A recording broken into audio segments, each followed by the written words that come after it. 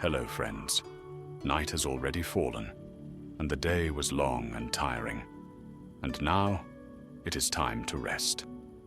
As always, I will tell you a kind legend that once took place in our beloved Middle-earth. So, settle in comfortably, gently close your eyes, and let our journey begin.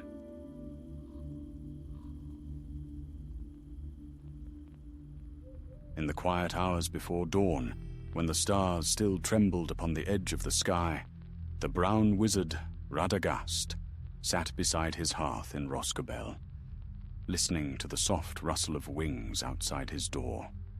His home was a low house of wood and moss, half hidden beneath the leaning boughs of Greenwood the Great, though folk now called it Mirkwood, for the shadow of Dol Guldur still poisoned the air. Yet within Radagast's walls all was peace. Birds nested in the rafters, rabbits nibbled at his doorstep, and a great tawny owl dozed upon the mantel, blinking once in a while at the wizard's mutterings. Radagast's robes were the colour of earth after rain, and his hair tangled with twigs and leaves. He had been studying the strange illness that had lately come upon the black squirrels of the forest, making them slow and forgetful. A row of clay pots steamed upon his hearth, filled with herbs and roots steeped in golden water. The smell was sharp but wholesome, like pine sap and sage. He hummed to himself as he worked, an old melody learned from the elves of Lorien long ago, until suddenly the door shook under a heavy thud. Then came the cry of great wings. Feathers brushed the thatch above his roof. Startled, Radagast hurried to open the door, and there, bending his great head beneath the eaves, stood an eagle of the north. "By the 7 stars!" Radagast exclaimed. "Gwaihir himself, unless my eyes deceive me. What brings you so far south, Lord of the Wind?" The eagle's eyes gleamed like molten gold.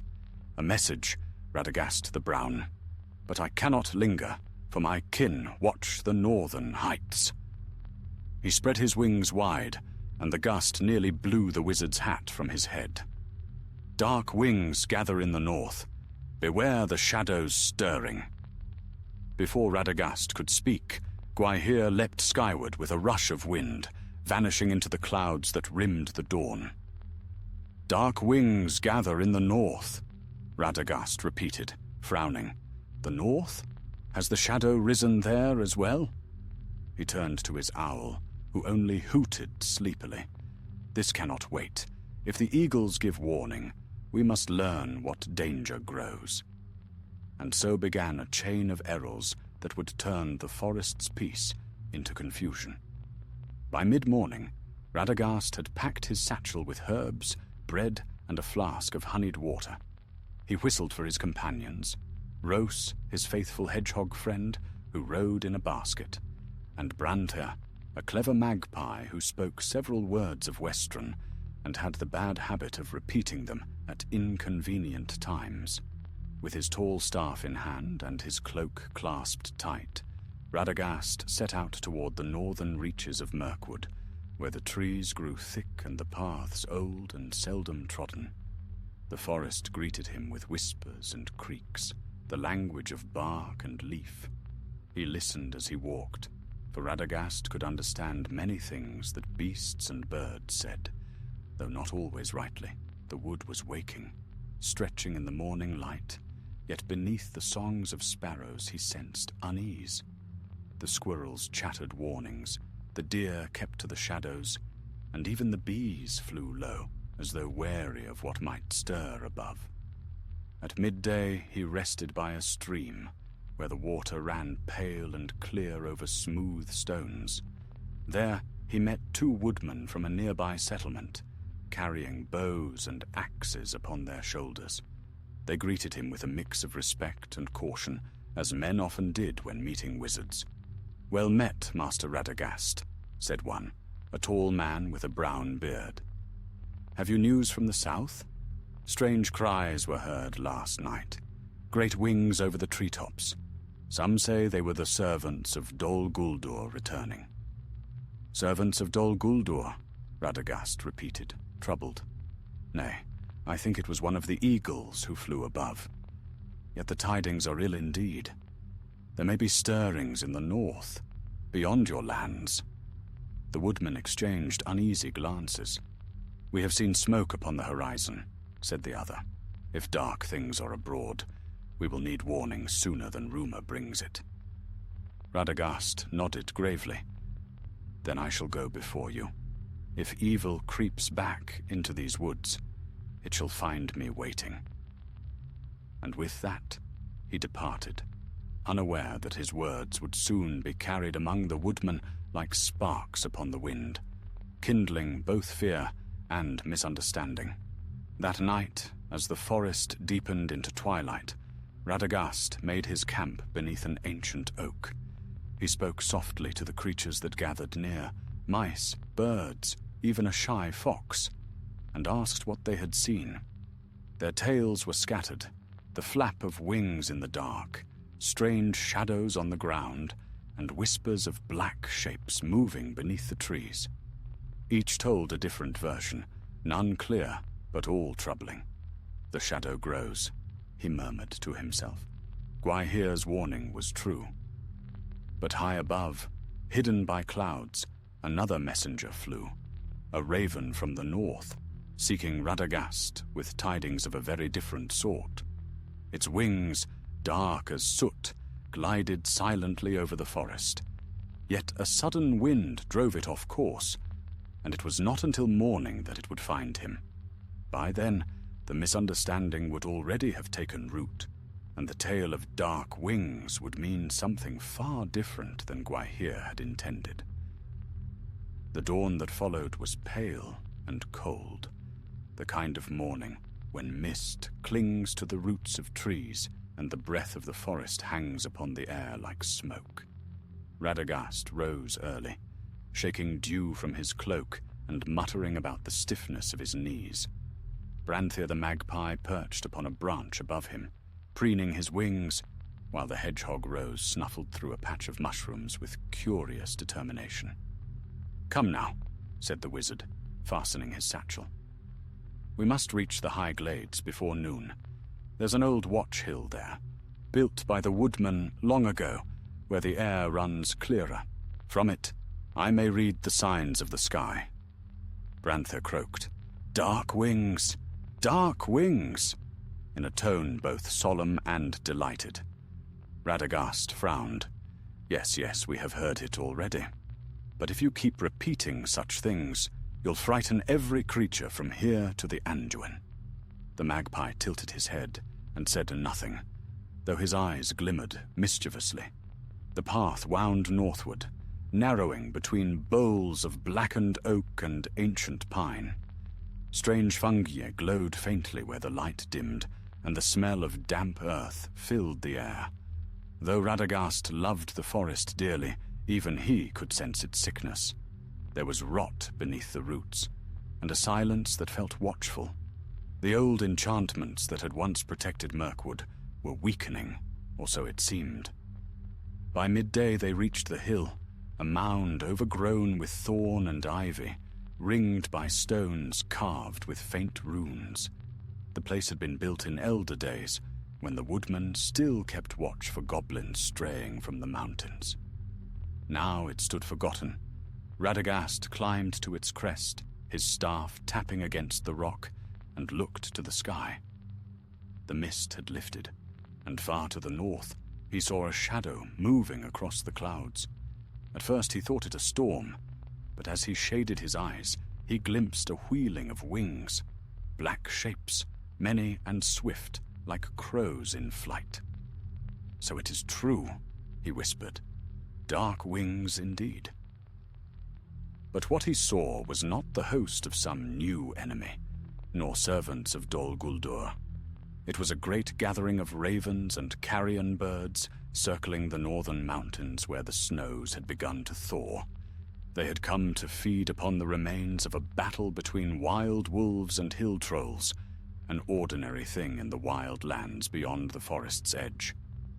Yet from his distance, Radagast could not tell. He descended quickly, calling to his companions. Come, Ros, Branther, we must warn the woodman. Evil moves even now." The magpie squawked with excitement, hopping from branch to branch. "Warn the woodman. Dark wings." The words echoed through the trees like a cry of alarm. By evening, when Radagast reached the outskirts of the woodman's settlement, the air was already buzzing with whispers. Men and women stood by the palisades, faces pale in the firelight. Children clung to their mothers, and hunters gripped their spears. An old chieftain, Brandar, son of Harl, came forward to meet him. His beard was streaked with grey, and his eyes sharp with suspicion. "Radagast the Brown," he said, "you've stirred the forest with your talk of dark wings. Some say the shadows have returned to Dol Guldur, others that the beasts of the north march south. What truth lies behind your words?"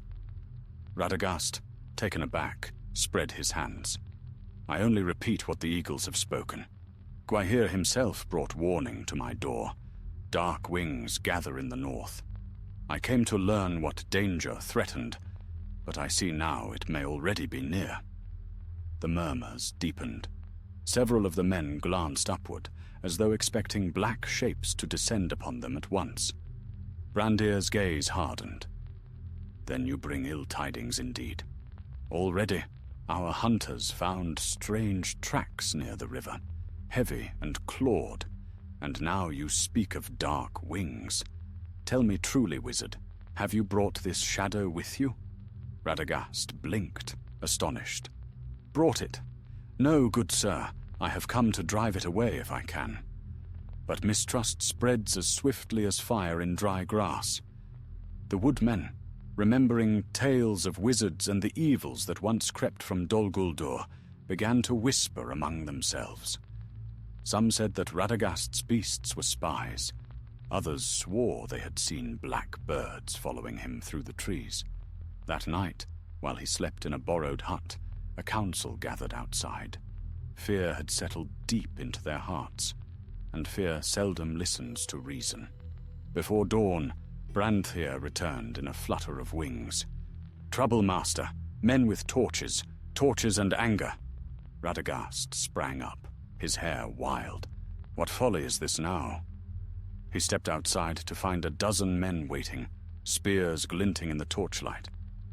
Brandir stood at their head. "Radagast," he said grimly, "we mean no harm, but we can no longer trust your magic. You have roused the forest. The beasts act strange, and birds cry warnings. We must ask you to leave before worse befalls us." Radagast's heart sank. "You mistake the cause, my friends. The forest was uneasy long before I came.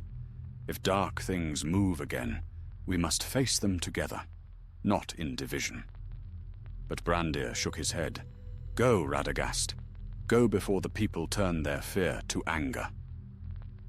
There was no malice in his tone, only sorrow, yet the meaning was clear. So Radagast gathered his things. The owl from his hearth had found him in the night and perched silently on his shoulder, watching as he turned away from the lights of the village. Brantthir followed, muttering, "Fools, fools, dark wings, fools!" while Rose squeaked softly in his basket. They took once more to the forest path, the trees closing behind them. "Ah, my foolish tongue," the wizard sighed. "Had I but asked the eagles again to make plain their meaning. Words fly faster than birds, and half as clear. Still, the truth must be found, and I will not rest till I know what these dark wings truly portend." Far behind him, in the clearing of the woodmen's camp, a watchman gazed upward. Against the grey of dawn, a black shape crossed the sky, one of the same ravens that had been circling the north. He pointed and shouted in alarm.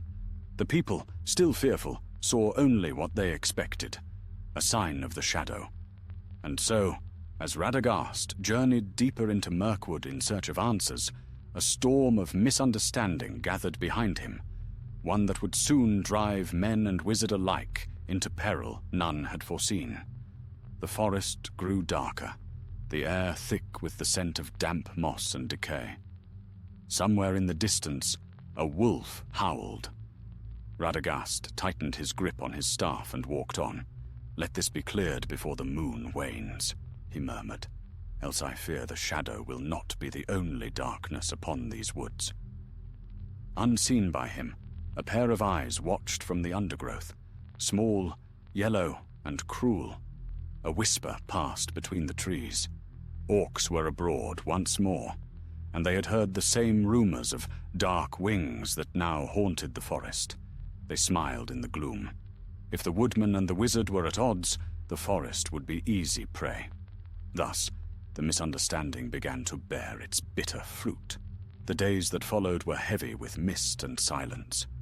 Mirkwood, always strange and secretive, seemed now to hold its breath, as though listening for something unseen. The very light that filtered through the boughs was pale and green, turning the air into dim twilight even at noon. Radagast walked softly beneath the ancient trees, his thoughts a tangle of worry and wonder. He had always loved the creatures of the wild better than the dealings of men or the counsels of the wise. The beasts and birds had no deceit in them, only the truth of their natures. Yet now even they were troubled. The thrushes no longer sang in the glades, the deer moved as shadows, and the spiders, those cursed children of Ungoliant, spun their webs farther north than ever before. It was as if the forest itself were drawing inward, mistrustful of its own heart. Rose the hedgehog rode quietly in his basket, poking his snout out now and again to sniff the air. Brante the magpie kept darting ahead, circling back to report in a hasty flurry of wings. "Tracks! Smell of orc fire! Bad business! Bad business!" he squawked. Radagast stopped where the magpie pointed. The ground was disturbed, broken roots, trampled ferns, and the print of heavy boots. He crouched to study the tracks. They were small in number, perhaps half a dozen, but fresh. The marks led westward, toward the deeper glades. "Orcs in these woods again," he murmured. "They come prowling from Dol Guldur, no doubt. But what draws them so far north?" He rose, tightening his cloak. "Come, my friends. We must see this to its end. Perhaps this, and not some phantom of wings, is the shadow we seek." The trail led them into a narrow vale, where the trees grew thick and the air hung heavy with damp. The light dimmed to near darkness. All around, the silence pressed close, broken only by the drip of water and the soft scurry of unseen things. Then came a sound, a low murmur, rough voices speaking in the black speech, harsh and guttural. Radagast crept closer, peering through the ferns. Below, in a hollow ringed by twisted roots, a small band of orcs sat about a dying fire. Their armor was dull and dented, their faces smeared with grime. One gnawed at a strip of meat, another sharpened a blade. "Gulda's master stirs again," one growled. "We've seen his mark on the stones." "Bah," spat another. "Let him stir. We get the scraps, nothing more. I say we find those fool woodmen and take what's theirs." Radagast's brow furrowed. So his fears had not been vain. Evil was indeed creeping back into the forest's bones. Yet he dared not confront them openly. Instead, he whispered a few words under his breath, and the air stirred. From the shadows above, a dozen owls swooped silently down, their wings beating like whispers. The orcs leapt up with cries of fear and confusion, flailing at the air. While they stumbled and cursed, Radagast raised his staff and struck it to the earth. A burst of light flashed through the glade, dazzling their eyes. When it faded, the orcs fled into the darkness, howling as they went. But not all. One, larger than the rest, had caught sight of the brown-clad figure among the trees. He snarled and hissed through broken teeth. "A wizard," he spat. "We'll tell our masters. The brown one meddles again." And with that, He too vanished into the black of the forest. Radagast sighed deeply. So much for secrecy. The tidings will fly swifter than ravens now. He turned toward his companions. We must reach the edge of the north before word spreads. If the orcs carry tales of dark wings, the woodmen will think their fears confirmed. They walked on until the forest opened upon a wide clearing where the grass grew long and silver under the moonlight. There, Radagast halted to rest. He spoke softly to the beasts that crept near, the foxes, the deer, even a few wary hares, and learned that strange things had indeed been seen. Fires on the hilltops, cries in the night, and birds flying in unnatural flocks. The world is full of half-truths, he muttered. Each creature sees a piece, and none the whole. I must find the heart of this before it tears the forest apart. As he sat pondering, a flutter of wings broke the quiet. Out of the darkness came a raven, its feathers wet with dew. It landed heavily upon a stump before him, croaking a rasping call. "Hail, Master Radagast," it said, for this was one of the talking ravens of the north, kin to those who served the dwarves of Erebor. "Long have I sought you. The eagles sent word, but the wind carried me astray." Radagast leaned forward eagerly. "Then speak, friend. What of these dark wings in the north? What evil stirs there?" The raven blinked, puzzled. "Evil? Nay, none that we have seen. The dark wings were but flocks of carrion birds gathered where the snows melt, feasting upon the dead of winter. The eagles watched only to mark the season's change." Radagast froze. "Carrion birds? That is all? Nothing more?" said the raven. The message was meant as a jest among the wind lords, not a warning. Yet the forest whispers of panic, and the men of the south tremble. What folly has taken root here? Radagast groaned and sank his face into his hands. Oh, by Yavanna's mercy! All this fear, this flight, this folly, born of a misheard message. The eagles spoke of birds, and I of doom. I am the author of my own chaos. The raven clicked its beak. Then you had best mend what your words have torn. The orcs spread rumor of wizards and dark magic. The woodmen sharpen their spears. If peace is not mended soon, war will creep through these woods like fire. Radagast rose slowly, determination replacing shame. Then I shall make it right. I will return to the woodmen and show them the truth. The forest shall not fall to lies. But the raven's gaze turned uneasy. Go swiftly then, for not all have fled. The orcs you scattered march south even now, and their master's servants watch from Dol Guldur. They will twist your name to their purpose. The wizard nodded grimly. Let them. Words may be turned, but deeds speak louder. He looked toward the south, where the forest grew thick and black beneath the stars. Somewhere beyond those shadows lay the huts of the woodmen, ringed with fear and suspicion. Between them and the truth stood only him, a weary old wizard with mud on his boots and a magpie on his shoulder. Yet Radagast smiled faintly as he took up his staff. "Well then, my friends," he said softly, "we have a misunderstanding to untangle, and not much time to do it." The owl hooted from above. Branthir flapped his wings with a cry of, "Dark wings! No, bright wings! Bright wings now!" And the hedgehog sneezed. So Radagast the Brown set forth once more through the sleeping forest, his heart heavy yet hopeful. The mist curled about his feet like ghostly threads, and the stars overhead shone pale and far. Behind him, unseen, the raven watched a moment longer before taking flight, its shadow gliding eastward toward the mountains. In the distance, faint but growing, came the echo of drums. The orcs of Dol Guldur were on the move, And somewhere in the depths of Mirkwood, between fear and folly, the true test of Radagast's wisdom was only just beginning. The forest had never seemed so wide, nor its shadows so deep, as when Radagast turned his steps once more toward the woodmen's dwellings. Clouds drifted low and grey across the sky, dimming the sun to a ghostly disk.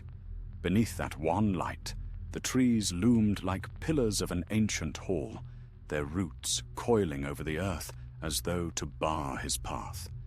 Yet Radagast walked steadily, leaning upon his staff, his robes trailing in the damp leaves. His thoughts were troubled, but clear now in purpose. He would go back. He would set the truth before the woodman, and end this foolish dread before it kindled into something darker. The forest, for all its fears, still obeyed him in its quiet way.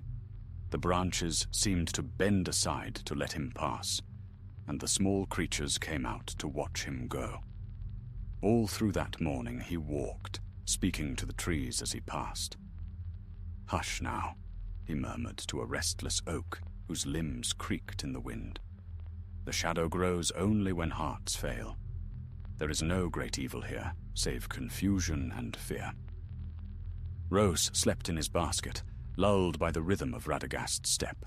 Branthier the magpie flew ahead, crying, "Peace! Peace coming! Bright wings! Bright wings!" in proud mimicry of his master's tone. The wizard almost smiled to hear it. Toward evening, when the last light was slipping from the sky, Radagast came upon signs of trouble. The smell of smoke drifted faintly through the trees. Not the sweet scent of wood smoke from a hearth, but the harsh, acrid stench of burnt pitch. He quickened his pace, heart thudding. When he reached the edge of the woodmen's settlement, his fears were confirmed. The palisade was broken in places, torches lay scattered upon the ground, and men moved wearily among the charred remains of huts. Cries of pain and mourning rose from within. Orcs had come in the night. Radagast hurried forward, calling out, "Friends! It is I, Radagast the Brown. Let me through." A few men turned, eyes wide in surprise. Then came Brandir, the chieftain, his arm bound in a sling, his face drawn with exhaustion. "You return, wizard," he said grimly. And not a moment too soon, or too late, perhaps. The orcs struck before dawn. 6 dead, more wounded. They came from the north, bearing torches and shouting of the Brown One's curse. Radagast's face went pale. "Curse? They spoke of me?" "Aye," Brandir said bitterly. "They cried that you had summoned them, that your beasts had led them the way. Many believed it, though I did not wish to. Yet their words found eager ears in fearful hearts. 'By Yavanna's mercy,' Radagast whispered. 'This misunderstanding has grown beyond any folly I feared. Listen to me, Brandir, son of Harl. The orcs lie. They twist words as a fox twists through briars. The truth is otherwise.' Brandir folded his arms. 'Then speak it, and swiftly.' So Radagast told him everything. The coming of Gwaihir, the misheard warning of dark wings, the foolish spreading of his own alarm, and the discovery that all had sprung from nothing more than the carrion birds of the north. He spoke plainly, sparing no fault of his own. When he had finished, silence fell. The woodmen stared, some doubtful, some ashamed. Brandir's brow furrowed deeply, but there was a glimmer of understanding in his eyes. "You speak truth," he said at last. "I see it in you. And yet truth, once tangled, is not easily set straight. The orcs have carried their lies farther than we can follow. Even now they march south, and my people are too few to withstand them again." "Then let me help," said Radagast, standing tall despite his weariness. "The forest is not blind to my voice. I will summon its strength, beast, bird, and branch alike, to shield your homes. Give me till nightfall." Brandir hesitated, then bowed his head. Do what you must, brown wizard. We will hold the walls." Radagast strode beyond the palisade and raised his staff high. A wind rose from nowhere, whispering through the trees. The grass stirred, and the shadows deepened. His voice, when he spoke, was low and clear, yet it carried far through the forest. "Children of leaf and fur," he said, "hear me. A sickness of fear lies upon this wood, and evil feeds upon it. Cast it out. Let none who serve shadow pass these bounds." From the gloom came answering sounds, the hoot of owls, the chatter of squirrels, the rumble of distant deer hooves. Foxes slunk through the ferns, eyes bright with purpose. The forest was awake. As dusk deepened, Radagast stood watching, his heart both heavy and hopeful. From afar came the harsh cries of orcs, echoing through the trees. Then, as if the forest itself answered, a storm of wings filled the air. Not dark, but shining in the last light of the sun. Hundreds of birds, great and small, swooping between the branches. They harried the orcs, shrieking and striking, driving them into confusion. From the shadows came the growl of wolves, not the cruel kind bred in Mordor, but the old, wild kindred of the north, who still remembered the wizard's kindness. They fell upon the orcs like a tide of teeth and fur. The night filled with cries, steel, and the thunder of feet. Within the hour, the attack had broken. The orcs fled southward, pursued by shadows that would not relent until dawn. When all was quiet again, Radagast returned to the settlement. The woodmen gathered in silence to meet him. The chieftain stepped forward, awe upon his face. "The forest fought for us," Brandir said softly. "Never have I seen its creatures rise so. We owe you much, Master Radagast." Radagast shook his head. "Nay, you owe me nothing. It is the forest that is your ally, not I. I merely reminded it of your friendship." Brandir bowed low. "Then let there be peace again between us. We were fools to doubt you." "Fear makes fools of us all," said the wizard gently. "Even wizards." For a moment, quiet fell, peaceful and deep, as if the forest itself breathed easier. Fires were rekindled, and the wounded tended. Children laughed again, shyly at first, then freely. As night spread its mantle over Mirkwood, Radagast sat by the gate, his staff beside him. Branthir perched upon his shoulder, croaking proudly, bright wings win," while Rose snored contentedly in his basket. The wizard smiled, but his eyes were thoughtful. "Let this be a lesson well learned," he murmured. "That words once flown are hard to call back, and sometimes more perilous than any spell." He looked northward, where the stars burned cold and distant above the hills. Somewhere up there, Gwaihir and his kin rode the upper airs, unaware of the turmoil their careless phrase had stirred. Radagast chuckled softly. "I suppose even eagles may blunder." He rose, stretching his weary limbs. Tomorrow he would send a message to Gandalf in the south to tell him of all that had passed. The tale would bring laughter, no doubt, and a shake of the head. Yet beneath it all lay a warning that even the smallest misunderstanding may set great wheels turning. And so the night deepened. The wind whispered through the leaves, carrying with it the scent of rain and the murmur of sleeping trees. The forest, for the first time in many days, was at peace. Still, far to the south, beyond sight or sound, a dark tower brooded. Within Dol Guldur, a hooded figure listened to the distant tidings brought by a trembling orc, a wizard meddling in Mirkwood, beasts rising at his call, men standing with him against the shadow. "So," the Dark One murmured, "the brown fool stirs the forest. Let him. His meddling may yet serve our purpose." But that is another tale, for now, Radagast the Brown slept beneath the trees of his beloved forest, unaware that his magical misunderstanding had been only the beginning of greater troubles yet to come. Morning came softly to Mirkwood, with pale sunlight filtering through the high, green vaults of leaves. The battle was over, and peace, of a sort, had returned. Yet Radagast the Brown did not sleep long. His heart was restless, for though the woodmen were safe and the orcs scattered, he felt the forest still uneasy, as though a whisper ran through its roots that would not be still.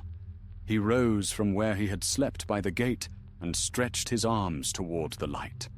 The forest smelled of rain and smoke. The men of the village were already at work, mending palisades, burying their dead, and singing low, grim songs of the fallen. Women carried water and herbs, and the air was full of murmured thanks. Brandir, son of Harl, came to him, weary but upright. "You have our gratitude, Radagast," he said. "The folk of this hall will remember your aid when winter comes again. Yet I fear this will not be the last we see of Dol Guldur filth." Radagast nodded. "Nor do I. The orcs test your strength, probing the edges of your courage. The shadow behind them seeks to know where fear might yet take hold. But take heart, the forest is not yours alone to guard." The chieftain smiled faintly. "I think the forest knows that now." He looked about him at the beasts that lingered at the edges of the clearing, deer and foxes, owls perched upon the branches, even a pair of badgers peering from their burrow. "They do not flee us anymore." "No," said Radagast, "for they have seen men stand beside them instead of against them. That lesson will not soon be forgotten." He spent that day walking among the wounded, tending them with his herbs and soft chants. His hands were deft and gentle. Where they passed, fever cooled and pain eased. The children followed him in quiet wonder, whispering that the wizard's touch smelled of pine and fresh rain. By sunset, when his work was done, he stood again upon the northern ridge overlooking the forest. The sky there was flushed with gold, the treetops bathed in the last light. Branthir the magpie fluttered beside him, restless and curious. "What now, master?" croaked the bird. "Back to the house? Back to your mossy walls?" Radagast smiled at the familiar tone. "In time, my feathered friend. But there is still work to be done. I must learn whether Dol Guldur stirs in truth or only casts shadows of fear. And if the latter, I shall see that those shadows fade." "Bah," said Branthir. "Shadows have long legs." "That they do," said Radagast quietly. He descended once more into the forest, following an old path that wound eastward toward Rosgobel.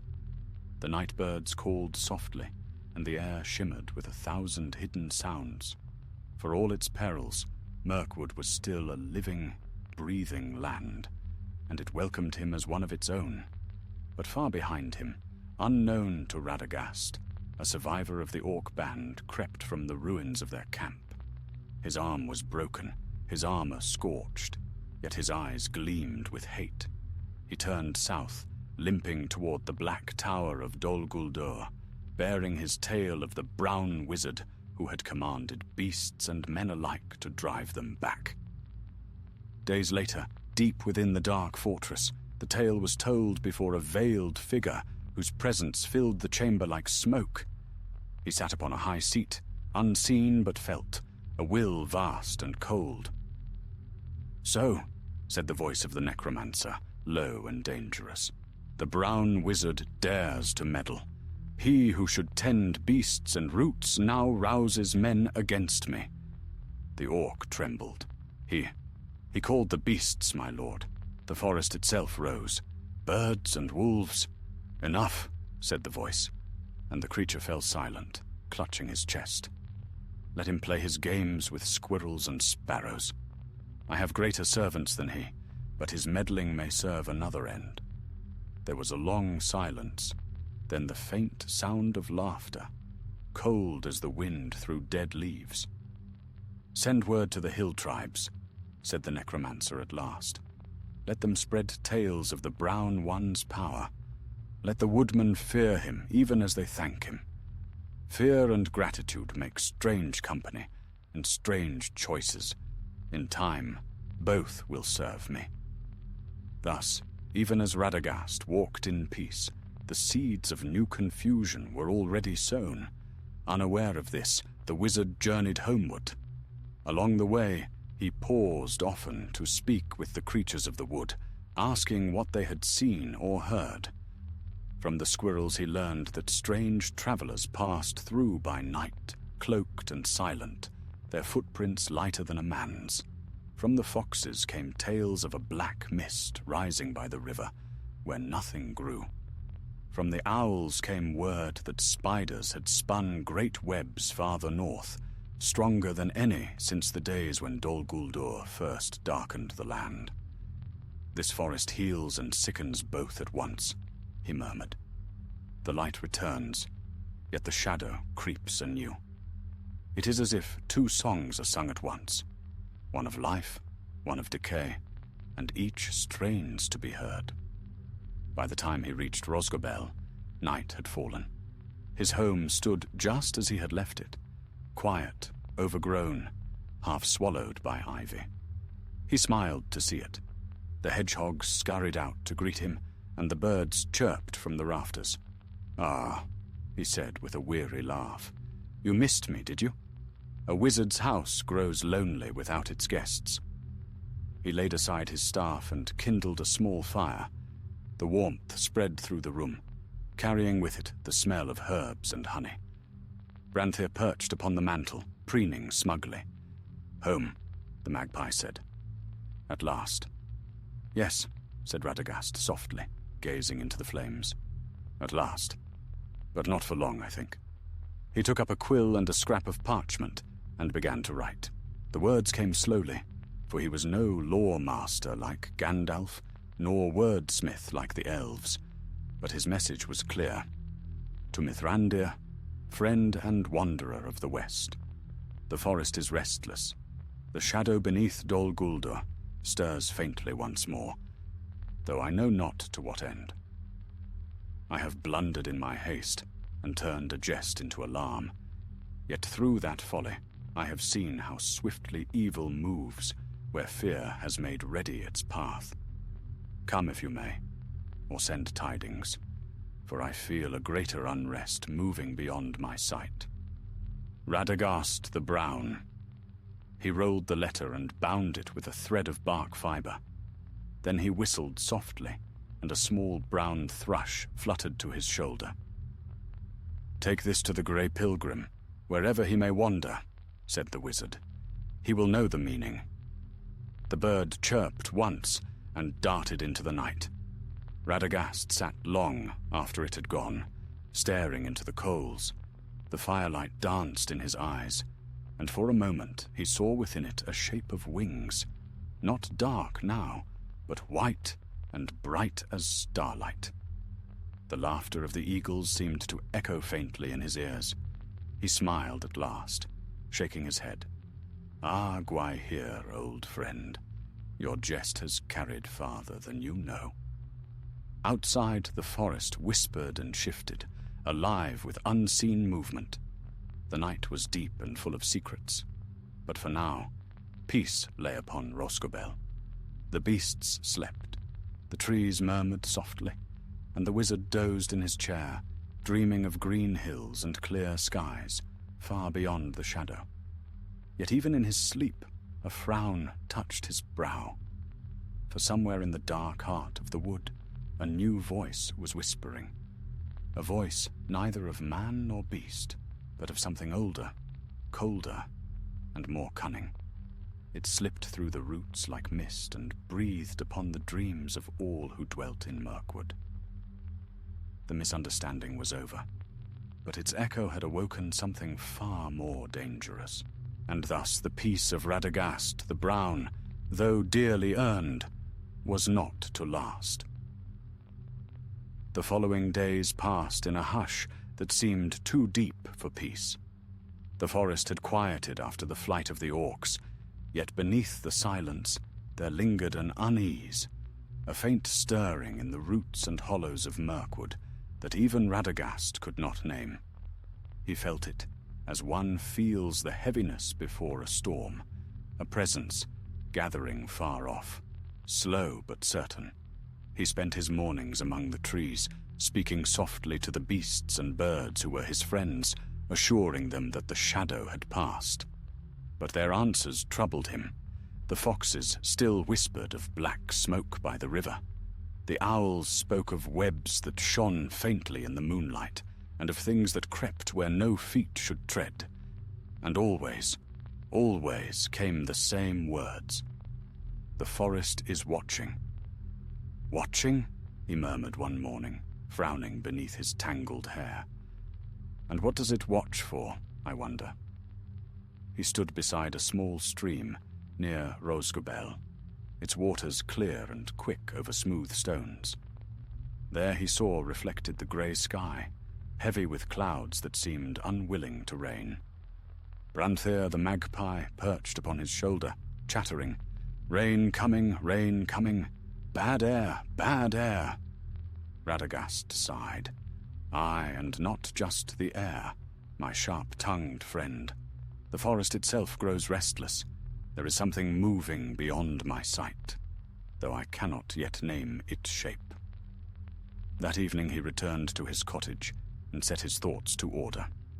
He sat before the hearth, the fire crackling low, and opened an old wooden chest filled with scrolls and scraps of parchment. Most were covered in his untidy hand, notes of herbs, observations of beasts, sketches of mushrooms and birds. But among them lay a few older writings, gifts from the wise. He drew out one such scroll, sealed with a faded green thread. It was a letter from Gandalf, written many years ago, when first they had spoken of Dol Guldur darkness. Radagast broke the seal and read again the familiar lines. "The shadow may sleep, but it is never dead. Guard well the borders of your forest, for the enemy works often in small and hidden ways. His strength grows not by armies alone, but by fear and forgetfulness. Be watchful, old friend, and trust the voice of the wild, for it will speak truth when all others are silent." Radagast read the words twice, then let them fall into his lap. "Fear and forgetfulness," he said softly. "Aye, that is his craft. He needs no armies when hearts will do his work." He rose and went to the window. The night outside was thick and still, the stars veiled by drifting mist. He could hear the faint rustle of leaves, and beneath it a softer sound, the whisper of something sliding through the undergrowth. "Who walks there?" he called gently, for he feared no creature of the forest. No answer came, but the rustling ceased. For a long moment he listened, every sense alert. Then, slowly, he felt it, a tremor beneath his feet, faint as a breath, as though something vast and hidden stirred deep under the earth. It was gone almost at once, but it left the air colder. He sat down again, troubled. Branthair hopped along the mantel, muttering nervously. "Dark roots, master. Dark roots waking." "Perhaps," said Radagast, "or perhaps only my own fears taking shape. Yet I think it would be wise to look eastward." The next morning he set out once more. He followed no path, for the ways of Mirkwood were tangled, but the trees seemed to know his will and guided his steps. The air grew heavier as he went, and the forest changed around him. The bright mosses faded, the leaves grew darker, their edges sharp and glistening. The ground beneath was soft and black, and strange fungi pulsed faintly with their own light. By midday, he reached the banks of a sluggish stream that wound southward toward the dark lands near Dol Guldur. The water there was foul, glimmering with an oily sheen. He knelt and touched it lightly, then withdrew his hand with a frown. "Poison," he whispered. "The taint spreads again." He rose swiftly. This cannot be allowed. The woodmen drink from this water when they hunt. If the sickness grows, it will reach their wells before the next moon. He turned to Branthir. Fly, my friend. Go to the woodmen's hall and tell Brandir that the river is unclean. They must draw water only from the upland springs until I give word. The magpie bobbed his head. Go, go, warn them, he cried, and with a flash of wings vanished into the trees. Radagast pressed on along the stream, following it toward its source. The stench grew worse, and soon he saw why. In a hollow ahead lay the remains of an orc camp, smouldering pits, broken weapons, and bones cast carelessly into the mud. The place was dead, but the air around it throbbed faintly with a lingering malice. He stooped to study the ground. There were symbols carved into the stones, marks he knew too well, the twisted runes of the necromancer's servants. But these were fresh, cut no more than a week past. So, he said grimly, the hand of Dol Guldur reaches again into Mirkwood's heart. He raised his staff and whispered a word. The wind shifted, scattering the ashes and carrying away the foul stench. But beneath the cleansing, he sensed something left behind, a memory, faint but insistent. He felt it press upon his mind, a whisper like the echo of distant speech. Brown fool, meddler, come closer and see what waits beneath the roots. Radagast shuddered and drew back, clutching his staff. For a moment, he thought he saw movement beneath the black water, a shadow rising, the glimmer of eyes too deep to belong to any beast. Then the vision passed, leaving only ripples and silence. He turned away, shaken but resolute. Not yet, he said aloud, as if to whatever voice had spoken. You will not have this forest so easily. By dusk, he had returned to Rosgobel, weary to the bone. Branthir was waiting for him, feathers ruffled and eyes bright with excitement. They listened, master. The woodmen listen. They draw from the springs now, but they fear. They whisper your name again. Radagast sighed. Then let them whisper. So long as they are safe, I care not what tales they tell. He sat before the hearth once more, staring into the flames. Outside, the wind moaned softly, and the trees leaned close as if to hear. I see now that my folly was no small thing, he murmured. A jest of eagles, a wizard's haste, and the shadow found its moment to move again. Yet perhaps it is better so. For now I know the danger, and I will not sleep while it grows. He rose and went to the door. The night air struck cold against his face, carrying the scent of pine and damp earth. Above the treetops the first stars were showing, faint and far. Gandalf will come, he said softly. He must, and when he does, we shall see this business ended once and for all. Behind him, the fire crackled, and a small owl hooted from the rafters. The forest answered with a sigh that might have been wind, or something older, deeper, and still waiting in the dark. Radagast closed his door against the night, though he knew that no door in Middle-earth could keep out the whisper of shadows forever. And far to the south, in the hidden halls of Dol Guldur, the necromancer's servants stirred. The game had begun anew. The wind shifted in the days that followed, carrying with it the chill of the southern lands. Clouds gathered over Mirkwood like a great grey shroud, and the air grew heavy with the scent of rain and rot.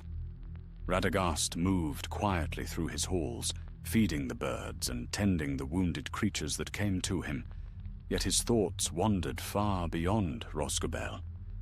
He could not rid himself of the feeling that the forest was holding its breath, waiting for something unseen to stir. One morning, while the mist still lay thick upon the ground, a flutter of wings broke the stillness. A thrush, weary and wet, came beating against his window. Radagast opened it. and the small bird dropped a tiny scrap of parchment upon his hand. The writing was swift and strong, Gandalf's hand. "Radagast, old friend, your message reached me. Guard your borders well and trust your instincts.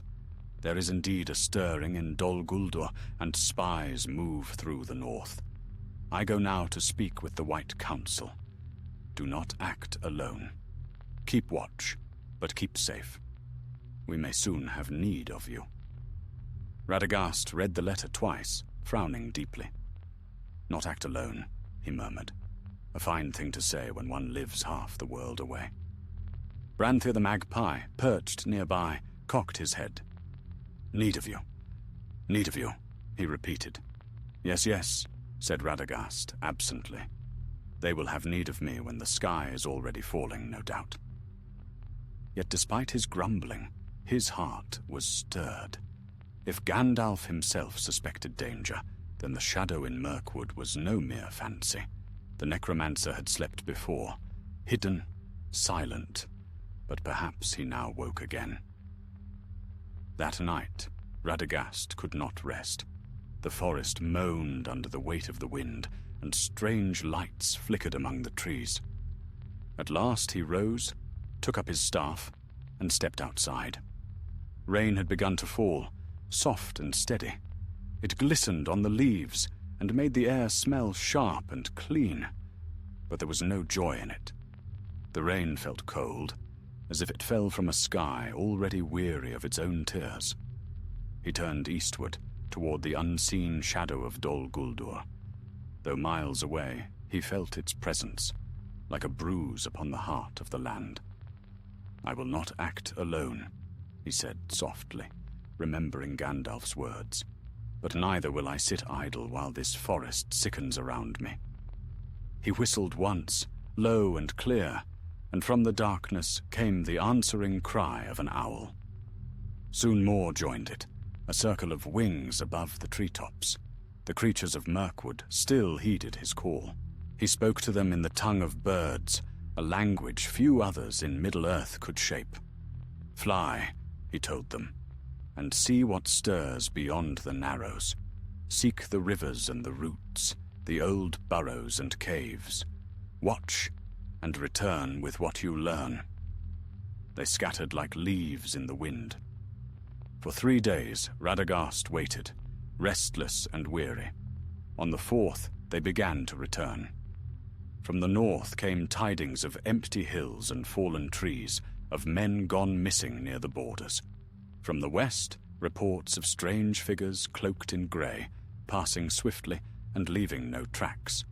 And from the south, where the dark tower stood, came silence. No owl, no raven, no sparrow had returned from that quarter.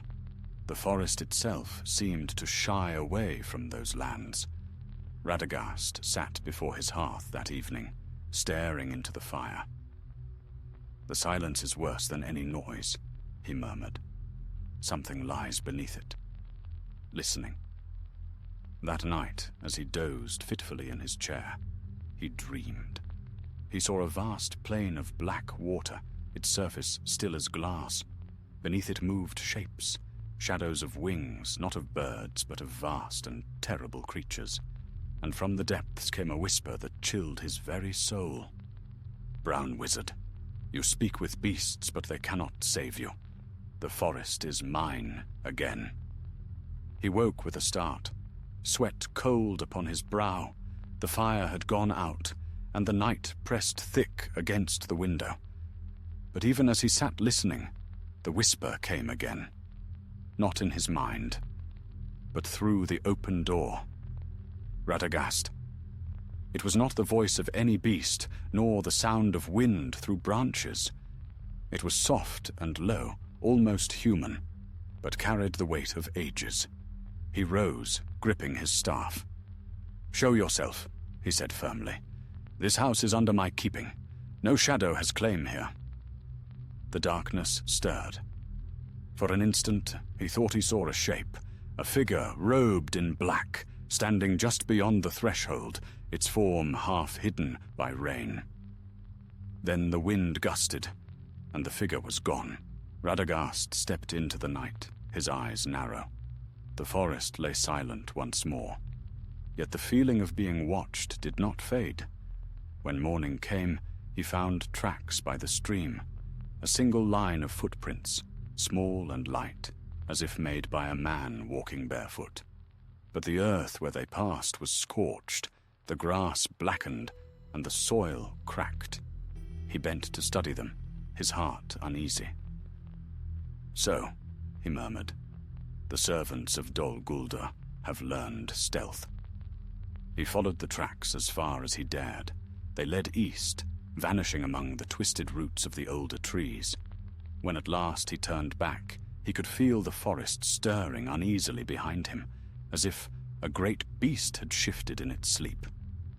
That evening, as he sat upon his doorstep, Branthir returned from a long flight, feathers wet and eyes wide. "News, master! Bad news!" Radagast looked up sharply. "Speak, my friend." The magpie fluttered onto his shoulder, trembling. Woodmen whisper. Strange dreams, shadows at their doors. Some say they see your shape in the trees. Others say you walk by night and speak to the dead. Radagast's face darkened.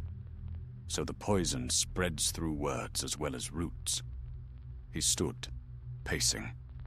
"The necromancer turns my name to fear. The folk will shun me before long, and then his servants will move among them unchallenged." He stopped, gripping his staff. "Very well.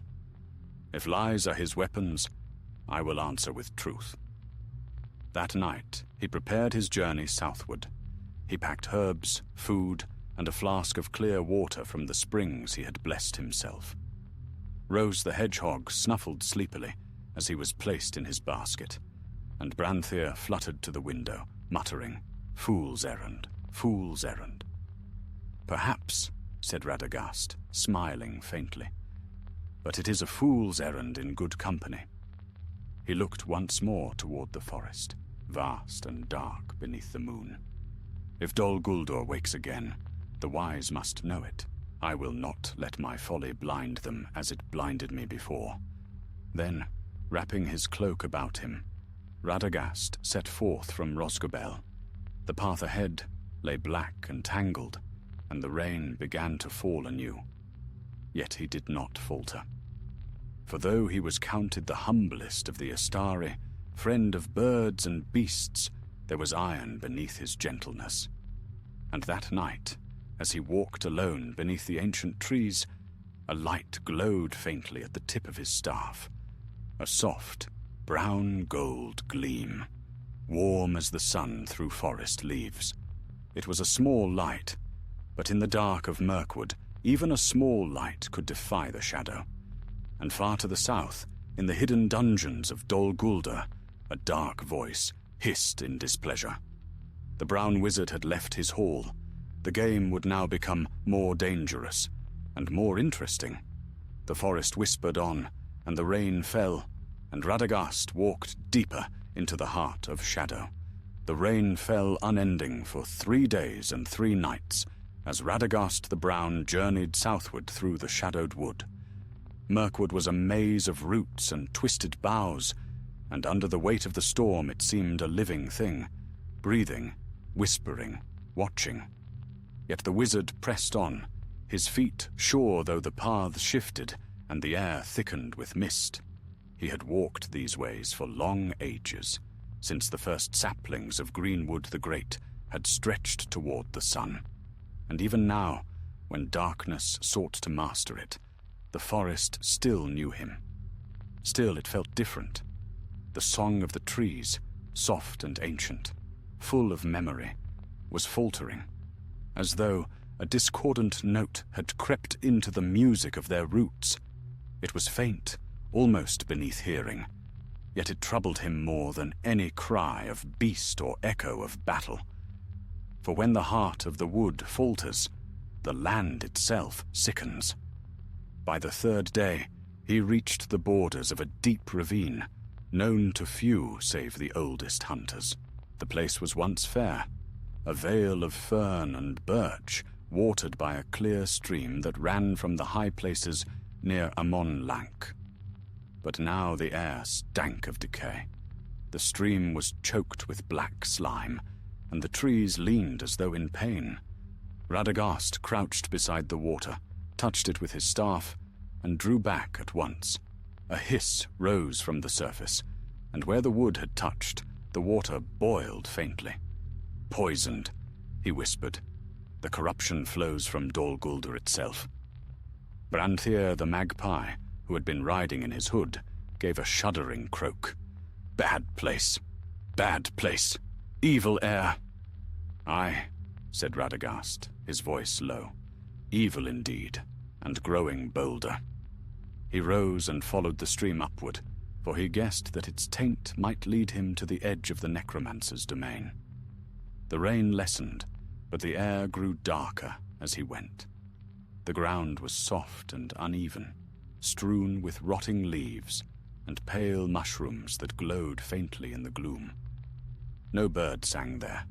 Even the wind seemed unwilling to pass. At last, near evening, he reached a rise from which he could see far across the southern marches of the wood.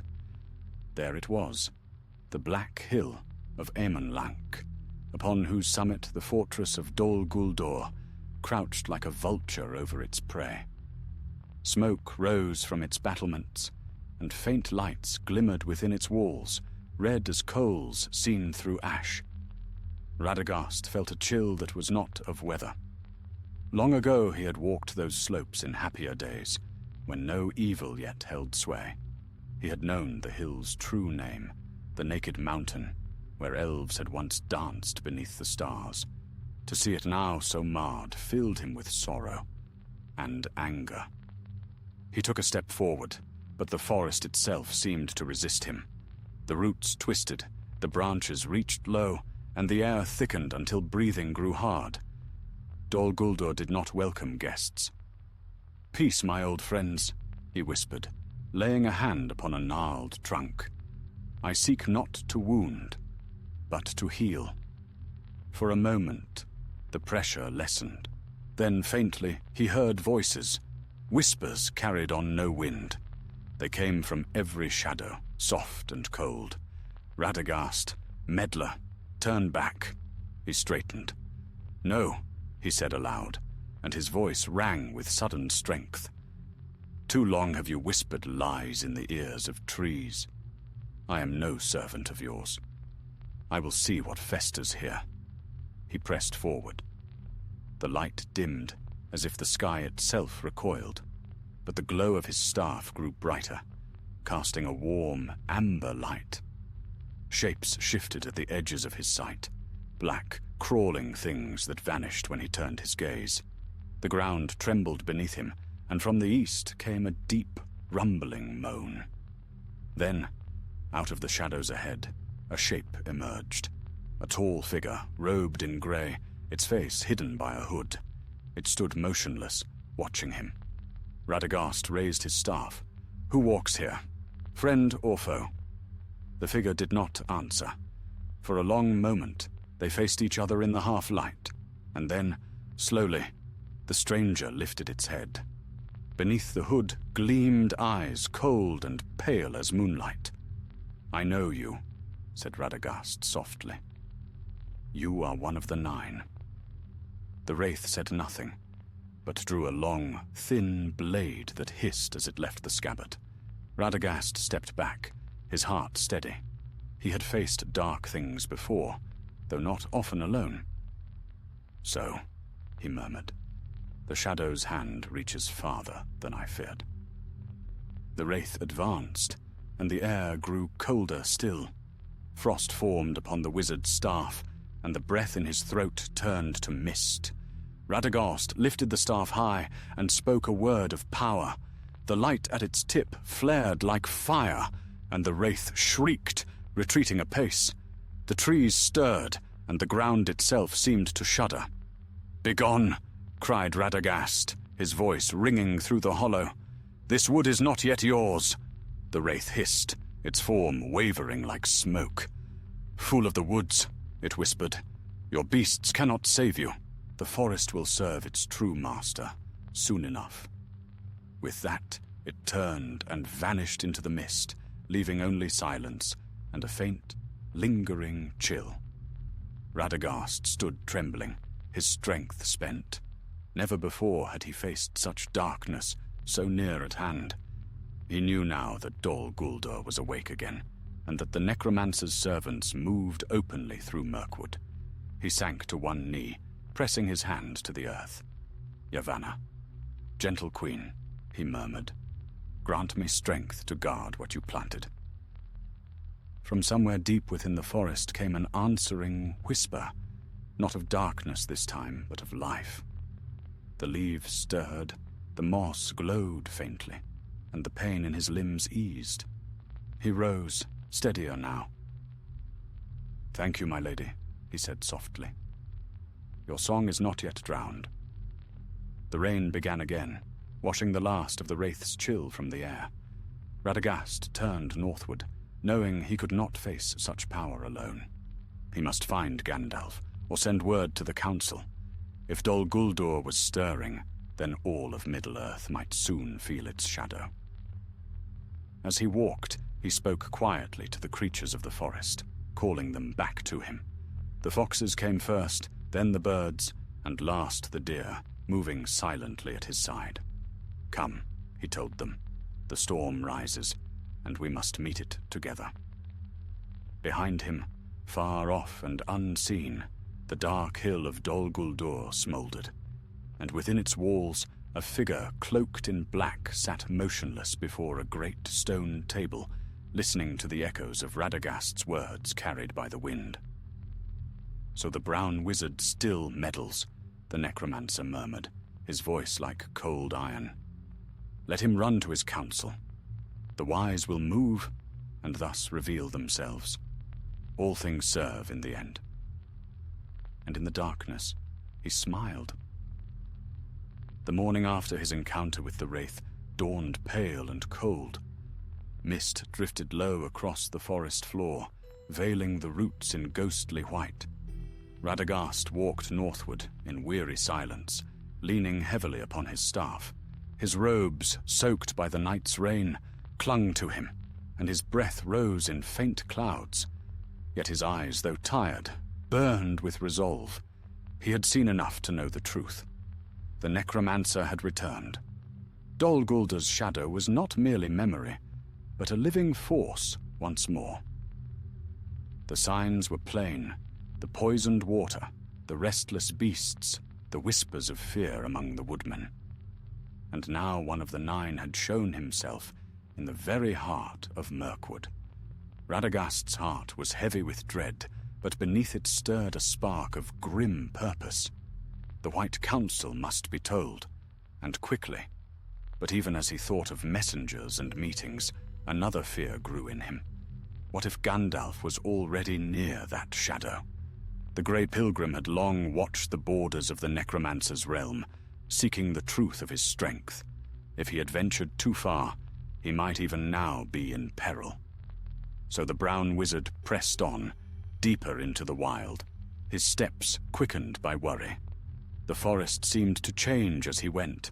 The great trees thinned, giving way to younger growth. The air grew clearer, though the scent of decay still clung faintly. Birds returned to the branches, their songs timid at first, then bolder as the light strengthened.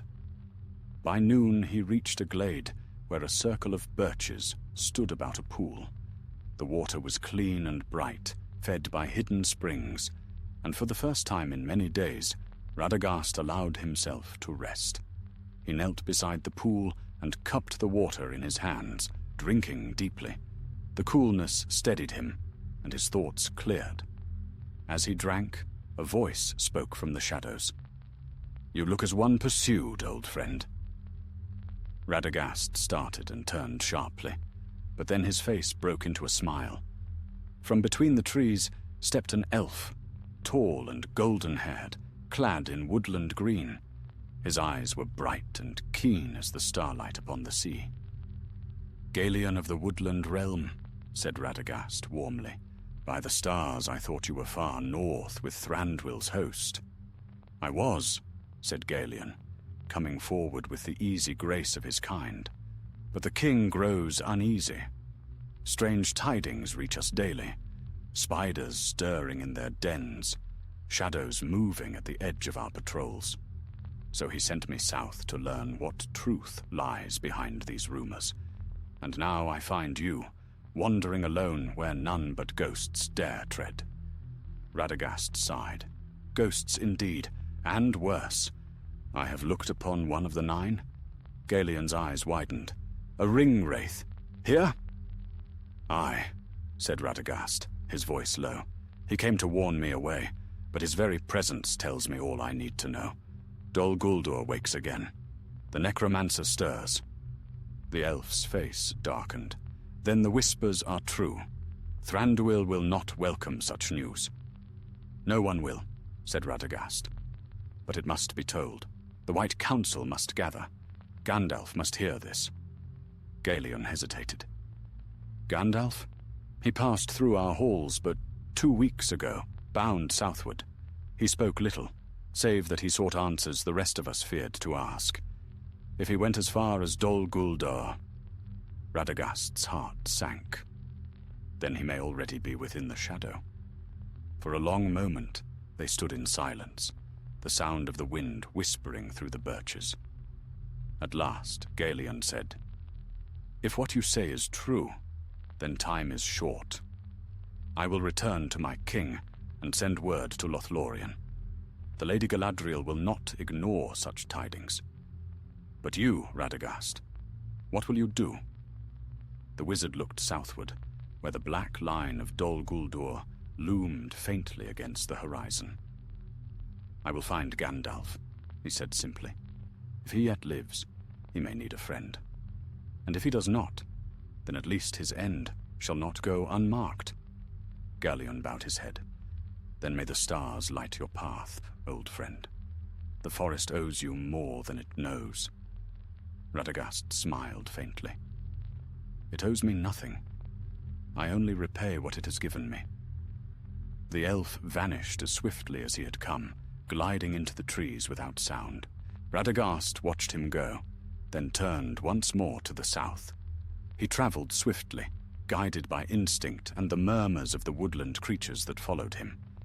Squirrels chattered of fires glimpsed at night. Owls spoke of men's cries carried on the wind. All paths seemed to lead toward the same place, the hill of Dol Guldur, where shadow gathered like storm clouds. By the 3rd night, Radagast came to a wide clearing near the borders of that accursed realm. There, hidden among the roots of an ancient oak, he found the remnants of a small camp. Ashes still warm, footprints of men and horses, and a few scattered crumbs of waybread. He bent to examine them and smiled grimly. "Elven Lambus," he murmured. "Then Gandalf has passed this way." He was not far behind, but even as hope stirred, the forest shuddered. A cry rose in the distance, not of beast nor bird, but of something cruel and inhuman. The sound carried through the trees, chilling the very air. Radagast straightened, clutching his staff. Then came another sound, a faint voice calling for help. It was weak, barely more than a whisper, yet unmistakably human. Radagast ran toward it, pushing through thorns and hanging vines. At last he reached a hollow where a man lay upon the ground, bound and wounded. His hair was dark, his face pale, and beside him lay the broken haft of a sword. "Peace, friend," said Radagast, kneeling beside him. "You are safe now." The man's eyes fluttered open. "Radagast," he whispered, "Gandalf spoke of you." Radagast's heart leapt. "Then he lives?" The man nodded weakly. "Taken. Dol Guldur. They captured him 2 nights past. He told me to run, to bring word, but they found me first." "Rest now," said Radagast gently. He drew forth a vial of clear water and let a drop fall upon the man's lips. "You have done well." The man sighed once and fell into sleep. Radagast rose, his expression hardening. The truth was plain. Gandalf was a prisoner within Dol Guldur. He turned toward the south, where the fortress loomed unseen beyond the trees, and for a long while he stood there in the rain, his staff shining faintly in the gloom. "So be it," he said softly. "If the Grey Pilgrim is taken, then the Brown shall follow. Let the necromancer beware, for he will find that even a fool of the woods may bite when cornered." The forest seemed to listen. Somewhere in the distance, thunder rolled. Radagast pulled his cloak tighter and stepped forward into the shadow. The rain swallowed his figure, and soon there was no sign of him, save the faint gleam of light that lingered where he passed, like the glow of embers beneath deep leaves. Thus began Radagast's most perilous journey, one that would lead him to the very threshold of Dol Guldur and into the heart of Middle-earth's oldest darkness. The forest of Mirkwood lay utterly still as Radagast drew near to Dol Guldur. The rain had passed, yet the air hung damp and heavy, tasting of metal and ash. No bird sang, no insect stirred. Even the wind dared not whisper beneath the looming weight of that ancient hill. The trees themselves seemed cowed, their branches twisted inward as though seeking to hide their own hearts from the evil that pulsed in the south. Radagast moved cautiously. His cloak, the color of bark and earth, blended into the shadows. The light from his staff was dimmed to a faint glow, enough to guide his steps, but not to betray his presence. Beneath his hood, his eyes burned bright, alert and grave. He had faced darkness before in the far places of the world, but never alone, and never one so cunning. He paused beside a fallen oak and looked upward. There it was, the black crown of Dol Guldur, wreathed in vapor, its towers sharp as thorns against the grey sky. Smoke coiled from its hidden forges, and faint cries echoed through the hollow hills. The fortress crouched like a living thing, waiting, listening. Branthe the magpie perched upon the wizard's shoulder, trembling. Bad place, he muttered. "No song here, no life." "Hush," whispered Radagast. "Even darkness must listen." He pressed forward through the undergrowth until he came to a narrow glade. There he found a stream, sluggish and black, winding from the direction of the fortress. The stench of it made him gag. Nothing born of Yavanna could live in such filth. He took a small vial from his satchel and filled it, stoppering it tight. "Proof enough for the council," he murmured. "But first, Gandalf." As he rose, a faint sound drifted from beyond the trees, a voice, distant but clear, singing. It was soft, low, and sorrowful, yet there was courage in it, too. The words were elvish, though broken by pain. Radagast's heart leapt. He knew that voice. "Gandalf," he breathed. Without thought, he began to move toward it, every sense straining. The song grew louder, echoing between the trunks, then faltered suddenly and ceased. In its place came a deep, hollow laughter that chilled his blood. "Fool of the woods," said a voice from the shadows, cold and smooth as steel. "Do you think you're meddling unseen?" Radagast turned sharply. Before him stood a tall figure, cloaked in black, its face veiled, save for two pale eyes that glimmered like dead moons. Another of the nine. "So," said Radagast, forcing calm, "the servants of the enemy multiply like flies. I thought your kind slumbered still." "We do not sleep," hissed the wraith. "We wait, and now you walk into our master's snare." Radagast lifted his staff. "If snare it be, then let it be broken." The wraith moved with inhuman speed, its blade flashing darkly. The wizard raised his staff, and the two forces met, light against shadow, fire against ice. Sparks flew where they clashed. The air shuddered, and the ground cracked beneath their feet. For a time they struggled, the wraith pressing forward, Radagast giving ground step by step. His strength was great, but his art was of the living things of Arda, not the fires of battle. Yet even in the midst of darkness, life has its weapons. "By root and leaf, by wing and fur," he cried, "I call you to my aid." The ground answered. Vines burst from the soil, twining about the wraith's legs. From the trees swooped a storm of birds, owls and crows, thrushes and hawks, striking at the creature's hood with beak and talon. For a moment, the darkness faltered, staggering beneath the fury of the wild. Radagast struck once more, and the light of his staff flared like dawn. The wraith shrieked, its form dissolving into mist. Yet even as it fled, its laughter lingered. "You only hasten what cannot be stayed," it whispered. "The grey pilgrim is ours. You will follow him soon." Then it was gone, and silence returned. Radagast stood trembling, his breath ragged. The birds wheeled once above him, then scattered, frightened by the echo of that fell voice. The vines that had answered his call withered to ash. He sank to his knees. "Gandalf, old friend," he whispered, "hold fast if you yet live. I am coming." As he rose again, faint light touched the clouds. It was not the light of the sun, but a red glare that flickered across the sky, like distant fire. He knew then that Dol Guldur was awake. All that day he crept nearer, keeping to the shadows. He saw orcs moving in companies, smaller than armies, but enough to show that the fortress was mustering strength. Great wolves prowled at their heels, their eyes gleaming yellow. In the courtyards, fires burned, and black shapes moved upon the walls. At last, from a ridge to the north, he saw it plainly. The gate of Dol Guldur, a wound of darkness cut into the rock, guarded by two tall figures of stone. Between them hung chains of iron, thick with rust, and beyond lay a cavern mouth that seemed to swallow all light. Radagast crouched behind a boulder, watching. He dared not rush in blindly.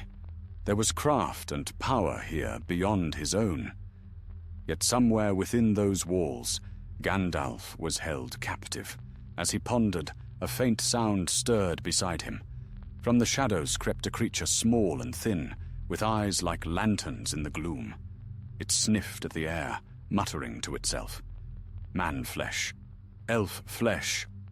No, not yet. Too many. Too bright. Radagast held his breath. The creature's face came into view, pale and twisted, with hands like claws. He had heard of such things, born of the enemy's torture, spies and slaves that crept between his strongholds. "Peace, little one," he said softly, casting a small spell of calm. "I mean you no harm."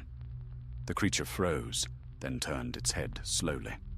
"You smell of beasts," it hissed. "You are not one of the Dark Ones." "No," said Radagast. "I am their foe. Tell me, do you know of a man, a grey one, taken prisoner here?" The creature's eyes flickered. Yes, I saw him. The pale wizard. They took him to the pits below, where the air burns. He screams, but he does not die." Radagast's heart clenched. "Show me the way," he said. The creature shook its head. No, they see all. The eye sleeps not here." "I will hide us both," said Radagast. "And if we live, you shall have your freedom. No chains, no whips." The creature hesitated, then nodded once, trembling. "Come then, brown one. But move quietly, or the shadows will eat you." Together they crept closer to the fortress, slipping between roots and rocks, through cracks in the earth and old tunnels gnawed by time. The walls of Dol Guldur loomed above them, black and terrible. Radagast felt the weight of ages pressing down, but he didn't falter. In the depths of his heart burned one thought, one promise. that no friend of his would be left to darkness. And so, beneath the watchful towers of the necromancer, the brown wizard passed into the shadow. The hunt for Gandalf had begun. Darkness swallowed all. Beneath the roots of Dol Guldur ran caverns older than the fortress itself, hollow veins in the bones of the hill, carved long ago by waters that no longer flowed. Through those black tunnels Radagast crept, led by the strange creature who had found him in the wild. It slunk ahead of him on long, crooked limbs, muttering under its breath, glancing back every few paces, as though expecting doom to fall from the shadows above. The air was foul. A stench of burning pitch and old death filled the passages, and the walls were slick with moisture that gleamed faintly in the dim light of Radagast's staff. That light he kept veiled, for even a spark could betray them. Yet without it, they would have been blind, and the whisper of unseen things scurrying across the stone would have driven them mad. "Quiet," hissed the creature. "They are close, the Dark Ones. They watch always." Radagast knelt, listening. Far ahead came the echo of boots, the growl of harsh voices in the black speech. He caught fragments of their talk, words of torment and laughter, and the name Mithrandir. His heart clenched. Gandalf lived then, but not in freedom.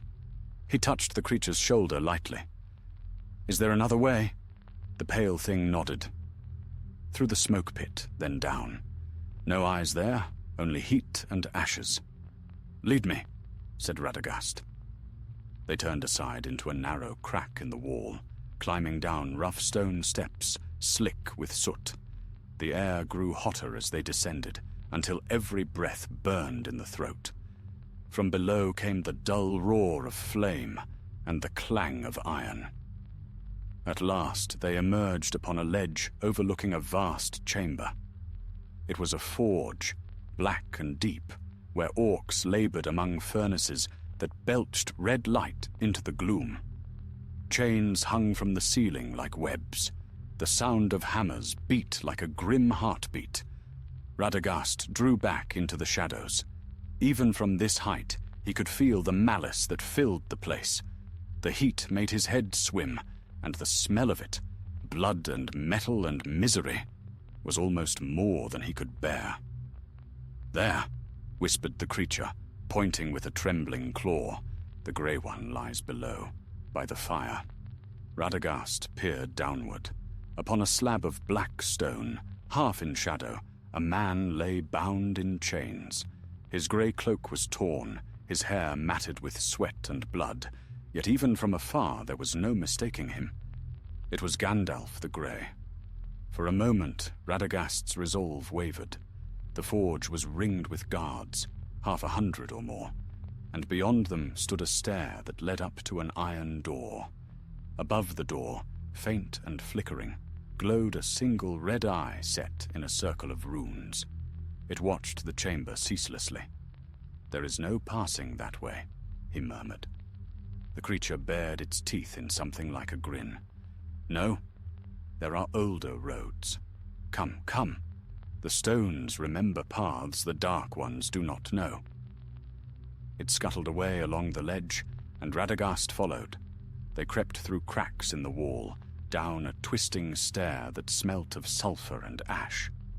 Once, the wizard stumbled, and his staff struck stone with a faint chime. Instantly they froze. From somewhere below came a hiss, long and terrible. A shape moved in the darkness, a vast shadow crawling along the wall, its eyes burning like coals. Radagast's heart pounded. The creature beside him whimpered. "It hears! It smells us! Run, Brown One, run!" He seized the thing's arm and whispered words of concealment, summoning all the power of living earth and growing things that he possessed. The air thickened about them like mist, and the light of the burning eyes passed over without pause. For a long moment they dared not breathe. Then the shadow withdrew, melting into the deeper dark. They moved again, slower now, until at last they came to a narrow tunnel that opened behind the forges. The heat here was unbearable. Sparks drifted like fireflies in the smoke. Through a crack in the wall, Radagast could see Gandalf more clearly. His friend's eyes open but dim, his lips moving in silent prayer. The wizard clenched his jaw. "Hold fast," he murmured. "You will not fall here." He turned to his guide. "How close can we get without being seen?" The creature hesitated. Close enough for death, but perhaps close enough for freedom, too. Radagast smiled grimly. "Then let us chance it." They descended one last stair and slipped behind a heap of broken armor. The orcs toiled only a few paces away, their faces lit by the forge fire, their laughter echoing off the walls. Radagast waited until their rhythm faltered. One bent to drink, another cursed as a chain slipped. Then he raised his staff and whispered in the tongue of Yavanna. The ground shivered.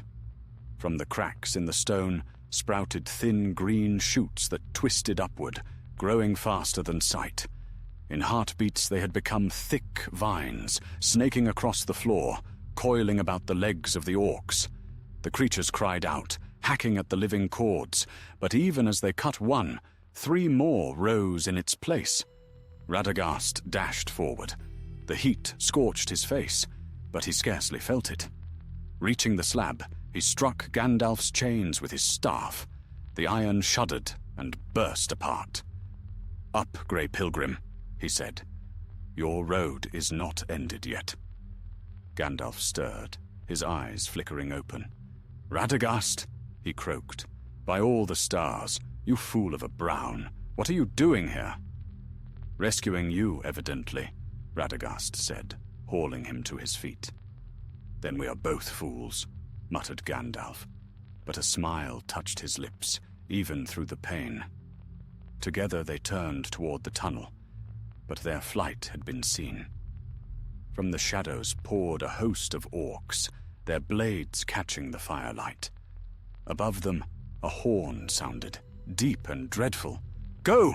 cried Radagast. "I will hold them."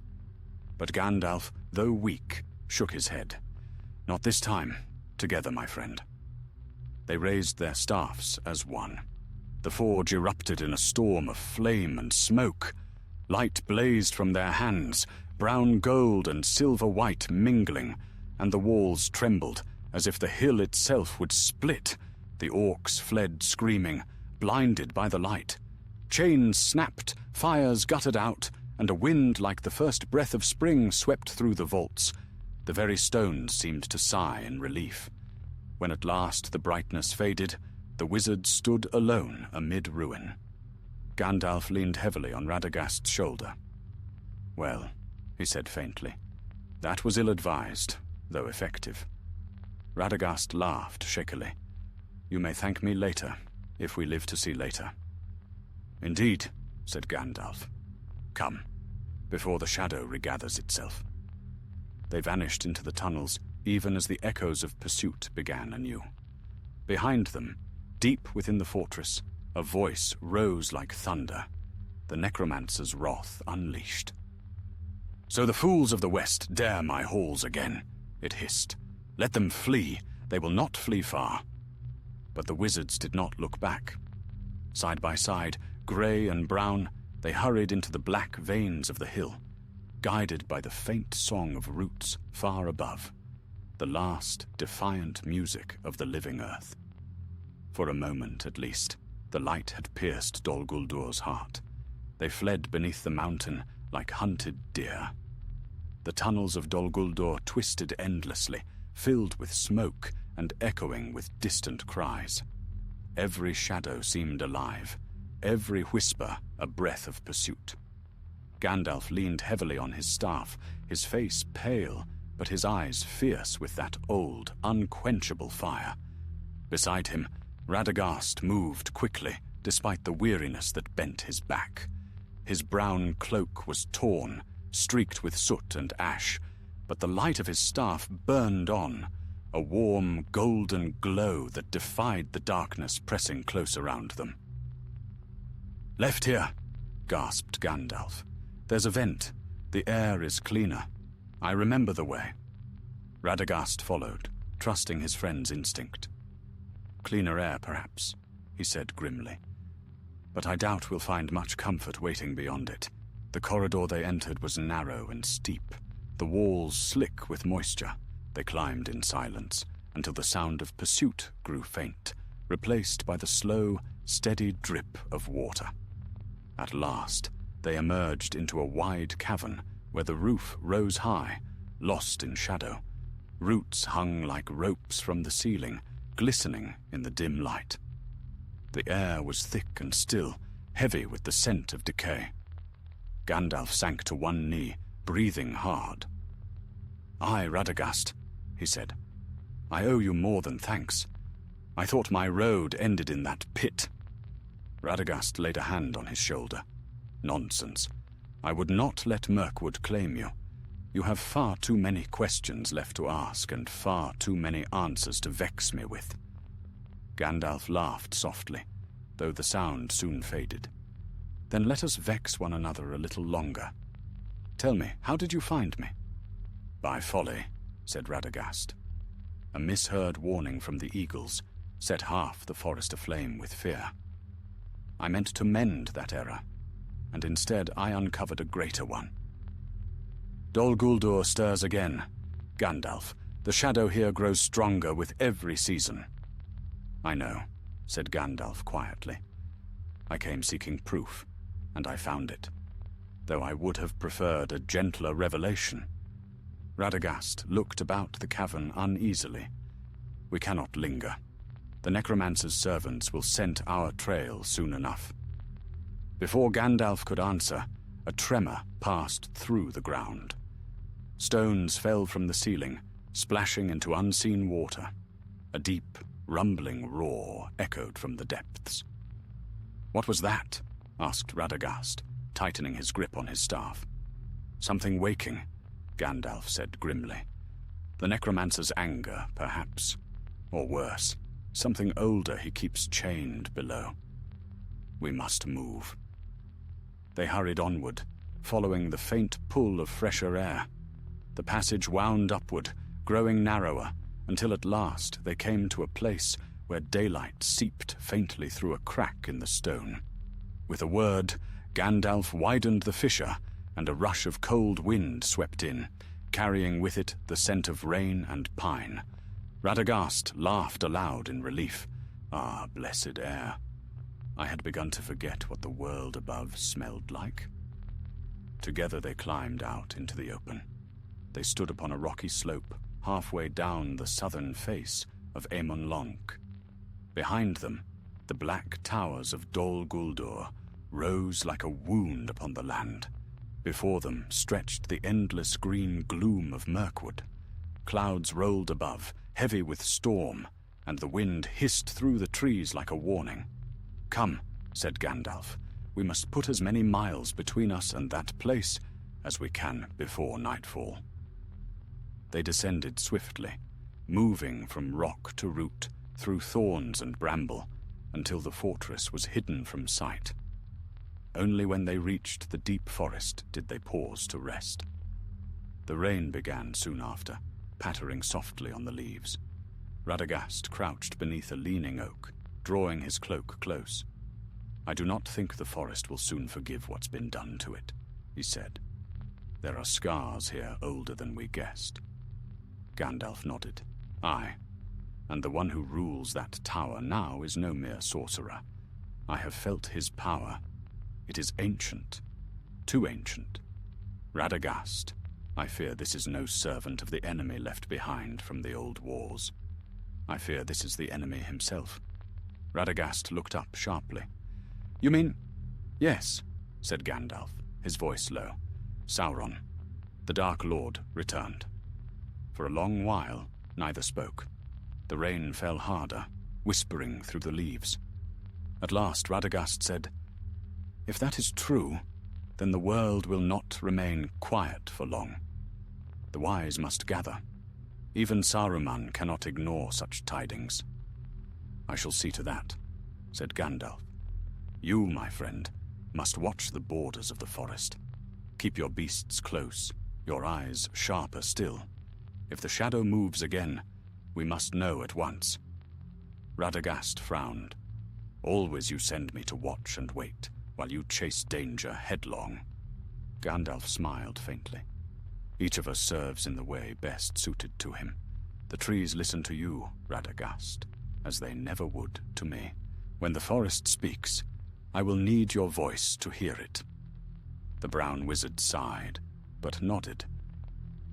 "Very well, but do not vanish again into folly without word.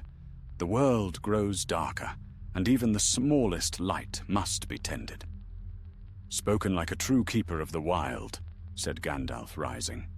"Come, old friend, let us part under the open sky, for I think we will not see it again so easily." They walked until the rain ceased and dusk settled. At the edge of the wood, where the land rose toward the north, they halted. The clouds had broken, and far to the west, the last light of the sun gleamed faintly upon the horizon. Gandalf turned to his companion. "Here we part. I go to summon the council. You must guard the forest until I return." Radagast clasped his arm. "Be swift.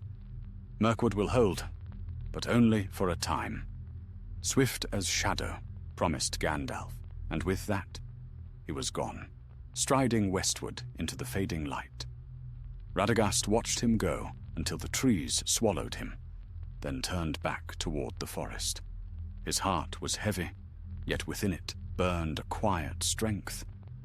He knew his task, and he would not fail it. The night deepened as he made his way homeward. The creatures of the wood came to him, sensing his return, owls gliding between the branches, foxes slinking through the undergrowth, deer stepping softly beside his path. To them he spoke gently, telling them what must be done. "Guard the streams," he said. "Watch the borders. Carry word of any shadow that moves beneath the trees. The darkness rises again, but we are not without friends." When at last he reached Rosgobel, the dawn was breaking. The forest lay quiet, washed clean by the storm. He stood before his home and breathed deeply, filling his lungs with the scent of wet earth and green leaves. "Gandalf has his counsels and his great designs," he murmured.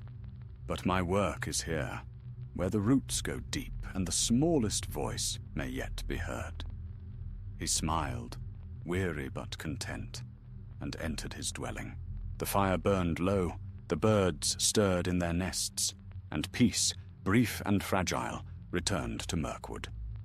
Yet even as he slept, far to the south, the towers of Dol Guldur gleamed with renewed flame, and in the black heart of that fortress a shadow rose once more, whispering his name. The game between light and shadow was far from ended. The days that followed were heavy with waiting. The forest, though outwardly quiet, held a tension that Radagast could feel in the very soil beneath his feet. The birds sang, but their songs were short and uncertain. Deer no longer grazed in the open glades, and the streams, though running clear again, seemed to whisper uneasily among their stones. The brown wizard moved softly through his realm, listening, watching, speaking comfort where he could. From Rosgobel to the narrows of the forest, his name passed on the wind. The creatures knew their keeper was abroad once more. He mended broken wings, healed poisoned roots, and laid his hands upon the bark of trees sickened by the breath of Dol Guldur. Wherever he went, light returned, a faint golden gleam that lingered long after he passed. Yet even as he worked, he knew the shadow beneath the earth had not slept again. Each night he returned to his house, weary but wakeful. He sat before his hearth, the fire crackling low, and wrote in careful script the things he had seen. "The spiders breed again in the east," he recorded. "Their webs thicker, their venom darker. The foxes whisper that the ground trembles beneath the southern hills. as if something vast turns in its sleep. And the ravens speak of riders in black crossing the plains beyond the forest. Whether they be wraiths or men, I cannot yet say. Brantir the magpie perched beside him, repeating the last word in a mutter. Men, men, men. Never good, never quiet. Radagast smiled faintly. Not all men are ill-hearted, my sharp-tongued friend. But I fear their hearts will be sorely tested before long. He gazed into the flames. Their light wavered and danced, forming shapes that flickered and were gone. For an instant, he thought he saw Gandalf's face within them, stern and bright as always. Then the vision faded, leaving only the crackle of burning wood. I hope you find allies swifter than shadows, he murmured. Time drifted like mist through the trees. A fortnight passed, and still there was no word. Then, one grey morning, the silence broke. A horn sounded far off, clear and high. It was not the call of the woodman, nor of the elves. Radagast stepped outside, shading his eyes, and saw movement among the trees. 3 riders approached along the forest road.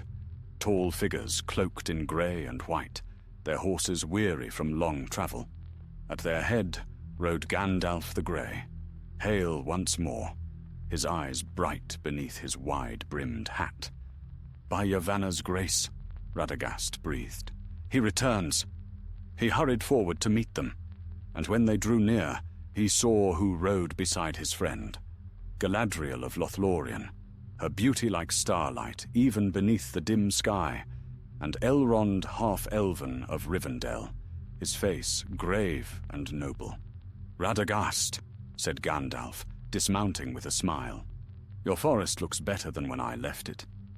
"It still remembers your fireworks," Radagast replied, though his tone was fond. "You've brought fair company, I see." "What news?" "News that will not ease your heart," said Elrond. "The council is gathered again. Saruman himself sits with us, and even he no longer doubts what we have feared. The necromancer is indeed Sauron returned. His power grows swiftly, and his reach spreads far beyond this wood." Radagast bowed his head. "Then the time of watchful waiting is over." "Not yet," said Galadriel softly. "The hour for open war has not come. But the shadow must not be left unchallenged. The council rides for Dol Guldur. We mean to drive him out before his strength is full grown." Radagast looked from one to the other, reading in their faces the same resolve that burned within his own heart. "Then I ride with you." Gandalf placed a hand upon his shoulder. "You have done enough, old friend. You have kept the forest alive, while the rest of us chased secrets in the dark. Rest now." Radagast shook his head. "Rest? While that thing still breathes upon my trees? Nay, Gandalf, the forest is mine to guard. I will see this shadow driven out with my own eyes." The grey wizard studied him for a moment, then nodded. "Very well, but stay near me. Dol Guldur is a nest of horrors, and I would not lose you there again." That day they rode south together, the 4 of them moving swift and silent through the green gloom. As they passed, the trees seemed to whisper and bend their boughs in salute, for even the oldest roots knew the power that rode among them. When night fell, they camped beside a stream that murmured softly over dark stones. Elrond spoke little, though his eyes often turned toward the east, where a faint, unnatural glow stained the horizon. Galadriel sat apart, her gaze lifted toward the stars. In her hand, she held a small phial of silver light that pulsed like the heart of some living thing. Radagast lay awake long after the others had slept. He watched the fire's dying embers and thought of the creatures that still trembled in their burrows, of the trees that ached in silence. "Tomorrow," he whispered, "the forest shall breathe freely again." At dawn they rose and rode onward. The land grew darker with every mile. Birds fled before them. The trees leaned close, their leaves whispering warnings. When at last they beheld the hill of Amon Lanc, they saw the black smoke curling once more from its crown. There they halted, for at the edge of the clearing stood a host, elves of Lothlorien and Greenwood, tall and stern, their bows strung and their blades drawn. At their head was Thranduil, the woodland king, his golden hair bound with silver and his eyes cold as winter frost. He inclined his head to Galadriel and Elrond, but looked warily upon Radagast. "Brown wizard," he said, "I have heard your name whispered among beasts and men alike. You have walked strange paths." "Only those that led back to this place," Radagast answered quietly. Thranduil nodded. "Then let us end what was begun. The necromancer's power festers upon my borders. Today, the forest will know no master but its own." So it was that the armies of the wise arrayed themselves before Dol Guldur. The morning grew still. No wind stirred. Even the air seemed to hold its breath. Then Galadriel raised her hand, and a light shone forth from her like the breaking of dawn. The shadow recoiled. The towers of Dol Guldur trembled, and from within came a cry that shook the very trees. Lightning split the clouds, striking the hilltop, and the battle was joined. Radagast stood beside Gandalf as the first waves of darkness poured forth. Spirits and shapes without form, wreathed in flame and smoke. Together the wizards lifted their staffs, and light burst from them, silver and brown gold mingling, pure and fierce. "Back to the shadows," cried Gandalf. "Your time is not yet come." The light struck the fortress, and its walls cracked like old bark. The ground heaved, roots tearing free, and the towers began to crumble. From the highest spire rose a black mist that screamed as it fled eastward, swift as storm clouds before the wind. And just like that, the power that had choked Mirkwood for so long was broken. When at last the tumult ceased and silence fell once more, Dol Guldur stood empty, a hollow shell of stone and ash. The trees around it stirred as if waking from a long sleep. A cool wind swept the hill, carrying away the stench of evil. Radagast lowered his staff. "It is done," he said softly. "The forest breathes again." Gandalf smiled, weary but bright-eyed, for now at least. Shadows flee, but they do not die. "Aye," said Radagast. "Then we must live long enough to keep chasing them." Galadriel turned to him, her eyes shining with quiet grace. "You have done more than you know, Radagast the Brown. The smallest hands may heal what great powers destroy. Remember that." He bowed his head, humbled. As the sun rose over the ruined hill, casting its light across the freed forest, Radagast felt the weight of many years ease from his shoulders. The trees whispered his name in voices soft as wind through leaves, and for the first time in an age, Mirkwood smelled of green life and clean rain. But far to the east, beyond sight or sound, the fleeing shadow gathered itself anew. And though Radagast did not see it, he felt its echo, faint and cold, in the roots of the world. The battle was won, but the war of light and shadow was only beginning. When the battle was done, the forest fell into a deep and reverent silence. Smoke rose in thin spirals from the blackened crown of Amon Lanc, and the air was filled with the scent of rain and burned stone. The hosts of the wise stood in quiet awe, their faces pale with weariness, but lit with wonder. For the fortress of Dol Guldur, stronghold of the necromancer, was broken at last. The hill that had for centuries wept shadows now lay bare to the light of morning. Radagast the Brown stood upon the slopes of the ruined hill, his staff resting in the earth. He looked about him, drinking in the sight as if to be certain that it was no dream. The twisted trees that had ringed Dol Guldur now stirred in the breeze. The black moss upon their bark turned green again, as if remembering its old life. A thrush began to sing somewhere in the distance, and the sound was so pure and bright that tears sprang to Radagast's eyes. He turned to Gandalf, who leaned upon his own staff, weary yet smiling. "Well, my friend," said the brown wizard softly, "it seems the forest will not die today." "No," Gandalf answered, "not today. But mark me, Radagast, evil never vanishes completely. It creeps and hides, waiting for its hour.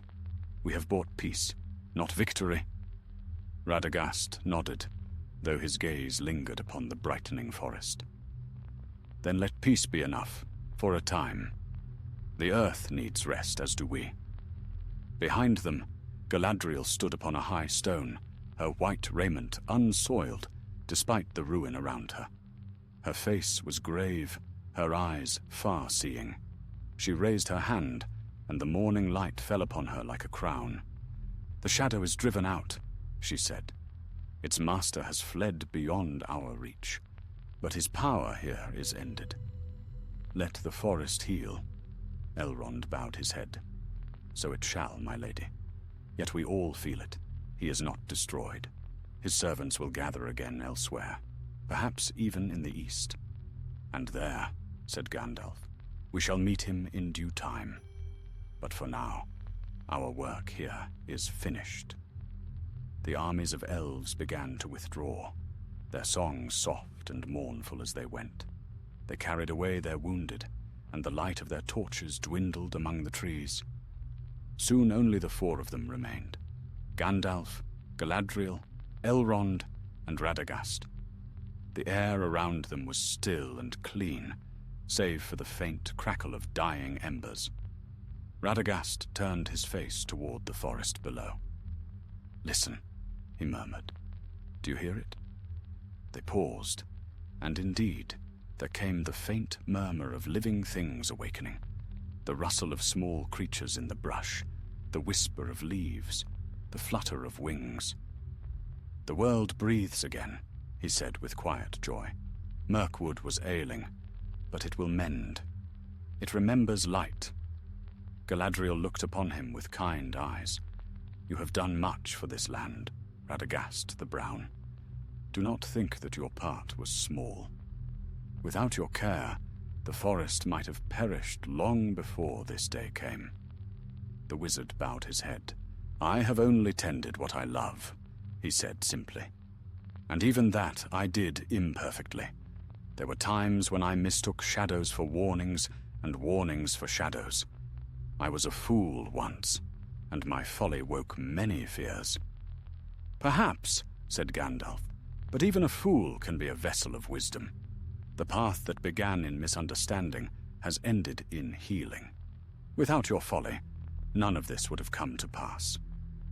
Radagast chuckled softly, though his eyes were wistful. "You give me too much credit, Mithrandir. Still, I thank you." The sun climbed higher, casting its gold through the drifting mist. It touched the ruins of Dol Guldur and turned them to amber fire, as if the very stones rejoiced to be freed. At length Galadriel and Elrond took their leave, returning northward toward their hidden realms. Gandalf lingered a little while longer beside his old friend. Together they walked down the slope, through the brightening forest, where new shoots already pushed through the ash. "Tell me, Gandalf," said Radagast quietly. "What now? You have driven the shadow from the forest. Will you rest at last?" Gandalf smiled beneath his grey beard. "Rest? A fine thought, but I doubt it. There are stirrings in the north and whispers in the south. Sauron's flight is but a pause. I must go where his servants go, lest they find new strength." Radagast sighed. "Always chasing the dark? And what of me? Am I to stay here and speak to trees while the world kindles anew? Who better?" said Gandalf. "The world will need its healers when the next storm comes. You are of Yavanna's making, Radagast. You hear what others cannot. Keep the green things alive, and you will keep hope alive as well." The brown wizard smiled faintly. "Hope. A fragile thing, but stronger than I once thought." He stooped, plucking a small sprig of ivy that had sprouted through a crack in the stone. Even here, life finds a way. They walked on in companionable silence for a time, until at last they reached a small glade where the light fell clear through the canopy. Gandalf stopped and turned. "Here we part, my friend. I go west to bear these tidings to the council. What will you do?" "I shall return to Rosgobel," said Radagast. "The forest will need tending, and the woodmen will need guidance. Fear makes poor soil, and there is much to root out yet." Gandalf clasped his arm. "Then fare you well, brown wizard. May the birds bear good news to your house before long." "And to yours, grey pilgrim," said Radagast with a smile. They parted beneath the trees. Gandalf's figure soon vanished into the mists, his staff glimmering faintly as he went. Radagast watched him go until he was gone, then turned homeward. He walked slowly, for his heart was full. All around him, the forest lived again. Sunlight filtered through the leaves, and the scent of earth after rain rose sweet upon the air. Foxes darted between the roots, and birds sang freely from the boughs. Even the wind had changed, soft and full of promise. When at last he reached Rosgobel, the little house stood waiting, as if it had been watching for him. Ivy crept up its walls, and rabbits nibbled by the door. Inside, the fire still smouldered faintly upon the hearth, and the air smelled of herbs and pine. Radagast laid his staff beside the door and sank into his old wooden chair. Branthir the magpie fluttered down from the rafters, squawking in delight. "Back! Back! Master's back!" "Aye," said Radagast, smiling, "and glad to be so, though I think I have had my fill of darkness for one age." He leaned back and closed his eyes. For the first time in many years, he felt truly at peace. Yet even as sleep claimed him, he dreamed. Not of shadow or fire, but of green hills and golden light, and of the song of all living things joined in harmony. Outside, the forest whispered his name. Its voice was deep and ancient, but gentle as the wind through spring leaves. "Rest now, Radagast," it seemed to say. "The world will call for you again, but not yet." And so he rested, the brown wizard of the wild, guardian of the green earth. But far to the east, beyond mountains and shadowed plains, a dark wind stirred once more, bearing with it the faintest echo of laughter, a promise and a warning both. For though Dol Guldur was fallen, the spirit that had haunted it endured, and in the turning of the world, even the smallest of misunderstandings can awaken great deeds and greater perils yet to come. Still, for that fleeting season, Mirkwood was whole again, and Radagast the Brown sat beneath his roof of moss and ivy, listening to the music of life reborn, while the sun shone warm upon the woodlands of the world.